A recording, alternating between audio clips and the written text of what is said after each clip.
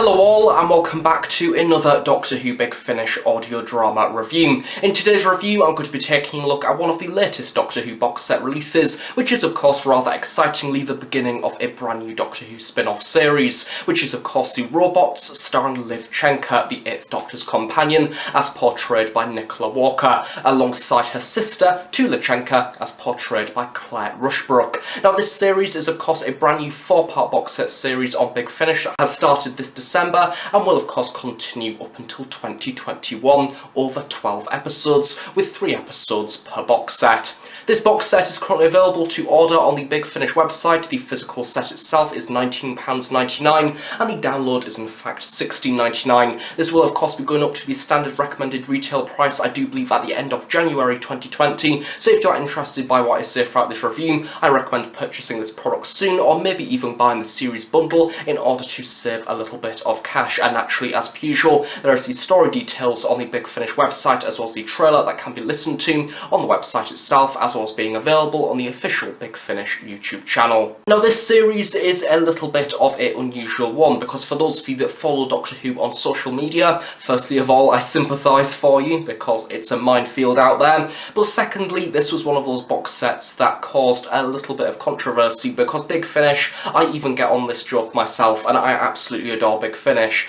Big Finish can make a box set out of everything, it is fair to say. They can get a character, put them with a monster and they can make it, but the point most of the time is that these series are in fact quite effective, and I would go as far to say that so far there has been a few questionable box sets here and there, however the vast majority have worked. The Robots, however, is a series that originally got quite a lot of stick and criticism because it seemed to be something that wasn't needed by a lot of Doctor Who fans, it was argued. However, personally in my eyes, I was a little bit open-minded about it, because it is a series that is basically a continuation of the Robots of Death, and it is essentially a spin-off focused around Liv Chenka, that we have of course seen within the 8th Doctor adventures between Dark Eyes, Doom Coalition and Ravenous. She has had lots of development over the past 8 years, and she has become quite a fan favourite companion, therefore it does kind of make sense for her to have her own series. And the most baffling thing for me when it came to this argument is that people were thinking the theme of this series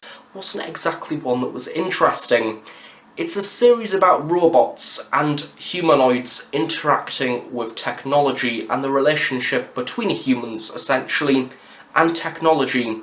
One of the biggest shows in 21st century media is Black Mirror, which focuses on that very idea, and this series basically takes that and plummets it into the planet of Kaldor and contributes some rather interesting stories about that relationship, but also at the same time human emotions and of course some rather spooky futuristic stories as well. So I'm not saying that this box set is perfect by any means, and I'm still waiting for this series to really emphasise what it is about to me. However, what I will say is this box set is certainly a rather promising start, arguably more so than some of the other previous box sets that have been released so far this year, including the Paternoster Gang, which to me personally is still lacking that main identity. So taking a look at how the series pans out, the first episode is The Robots of Life, as written by Roland Moore, the second episode is The Sentient, as written by Robert Whitelock, and the third episode and the final of this box set is Love Me Not, as written by John Dorney.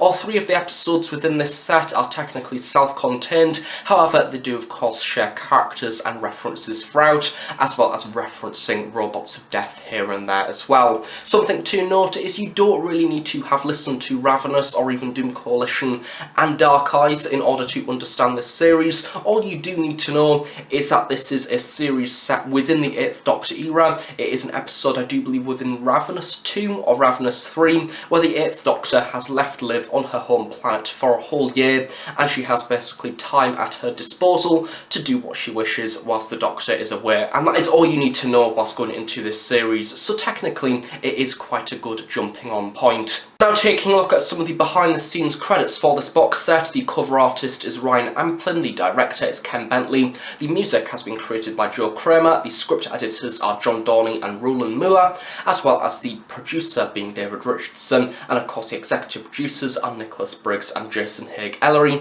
along with sound design and music from Joe Kramer, as well well as Josh Acrelian. So basically your standard 8th Doctor Adventures team coming over to this series, and I must say generally overall this series does have a rather nice production standard both in music as well as scripting and storyline.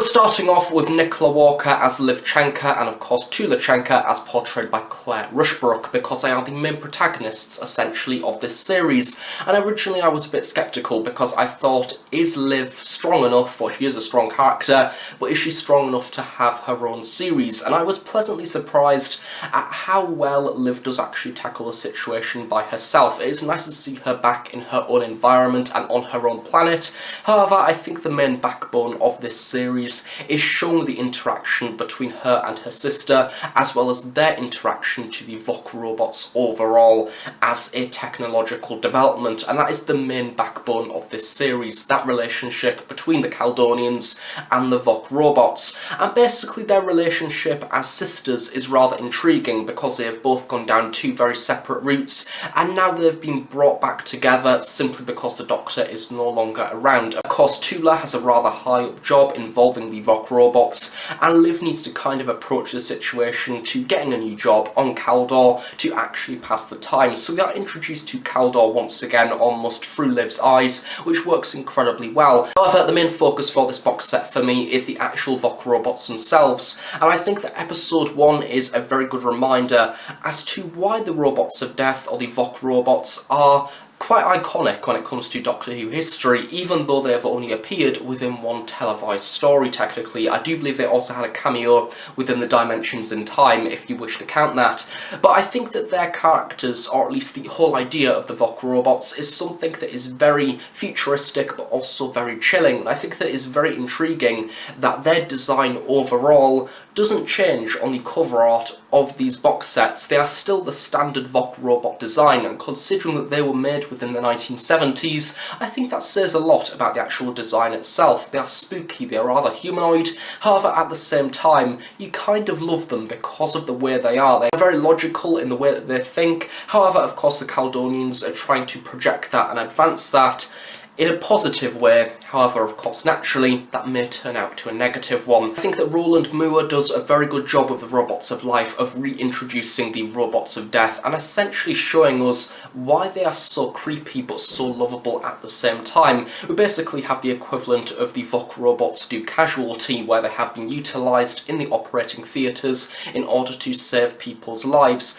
And this story raises the question of sentience. Even though the next story is called Sentience, this story kind of raises the question itself: what happens if a Voc Robot can almost go rogue and go sentient and do its own thing without people actually realising it? I think that this story almost sets it up like a conspiracy, like somebody higher up is working for the Voc Robots or working with the Voc Robots in order to achieve something that is rather dark indeed. And I'm not going to say much about the actual plot itself, that is for you to find out. However, I think it is a very good way, as I say, of reintroducing the Voc Robots and making them seem like a threat, because in reality they aren't actually a threat because they are technically servants, they are there to help. However, they need to have that darker element reintroduced once again in order to make them that concern, because otherwise they just look like helpful guest robots, and you don't want that. You want that element of horror and possibility of them turning, and I think that this story certainly does that. The next episode is The Sentient, as written by Robert Whitelock. Now this episode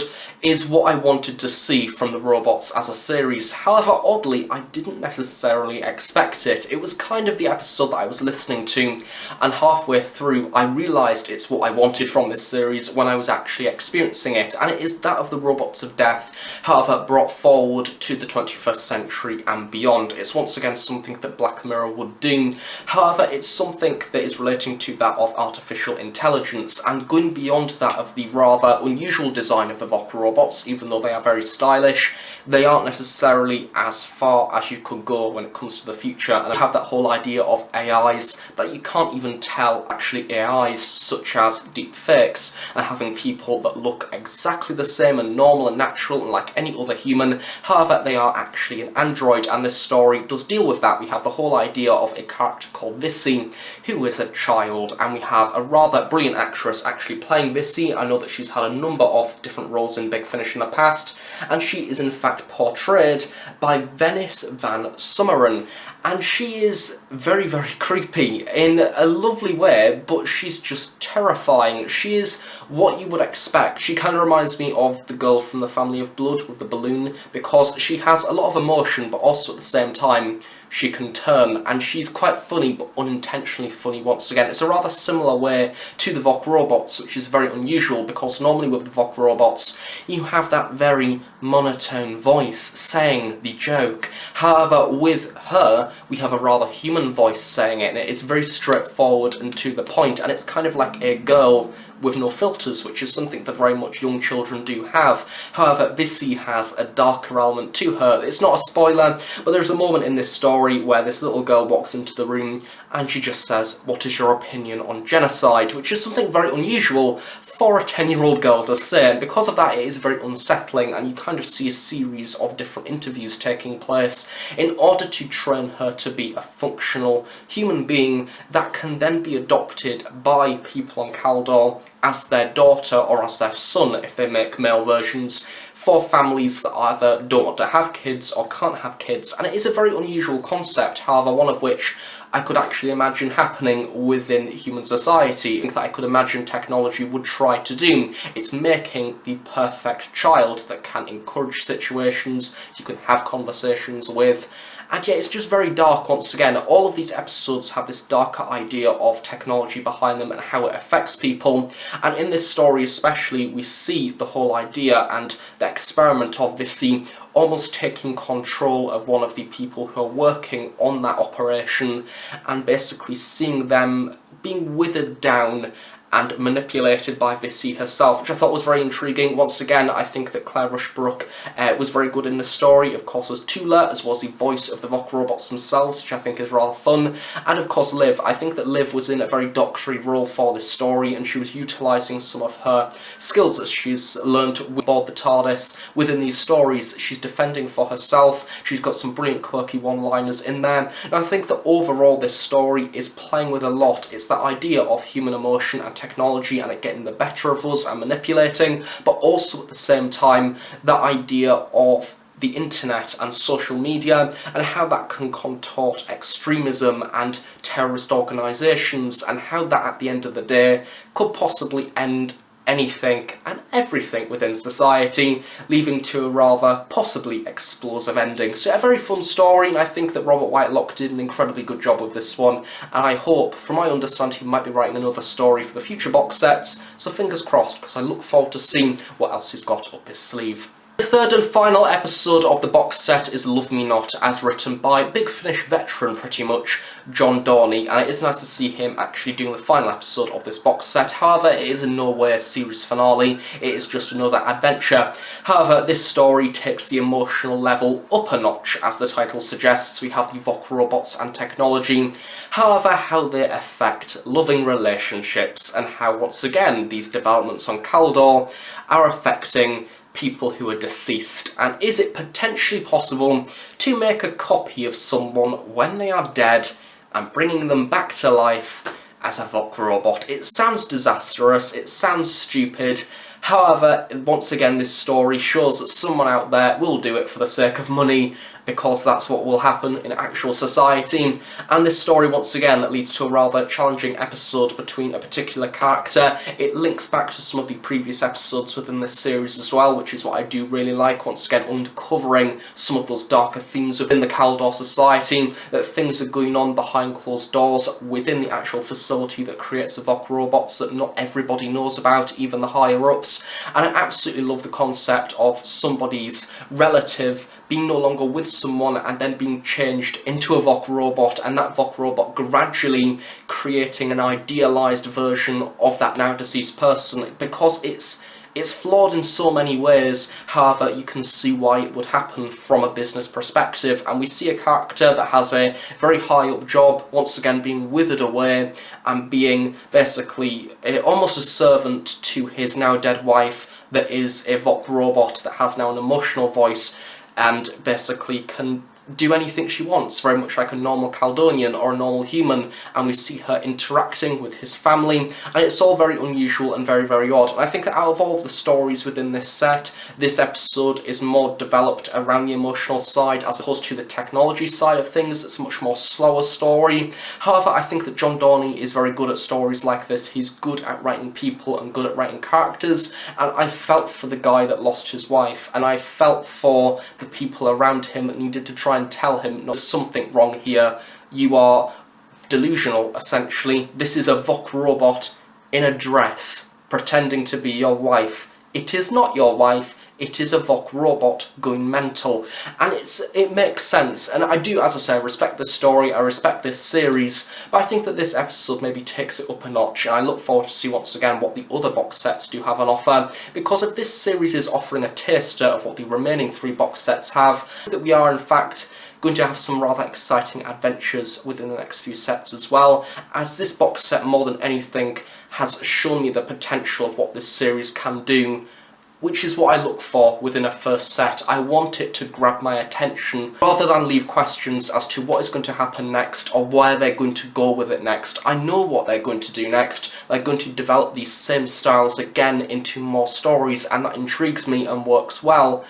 But I just think that some of the other series that they've done in the past don't necessarily capture that spark, and this series definitely does that. And that is really it for my review of the Robots Volume 1. Hopefully in the future I will have the opportunity to review the Robots Volume 2, that is if I have time, depending on what releases come out in 2020 and beyond. I certainly look forward to hopefully listening to them at some point. If you have any questions about the robots, please do feel free to leave them in the comment section below. I'll try my best to answer them at some point in the near future. Thanks again for watching, and I guess I'll see you all in more Doctor Who Big Finish reviews at some point in the near future. So thanks again for watching, and bye for now.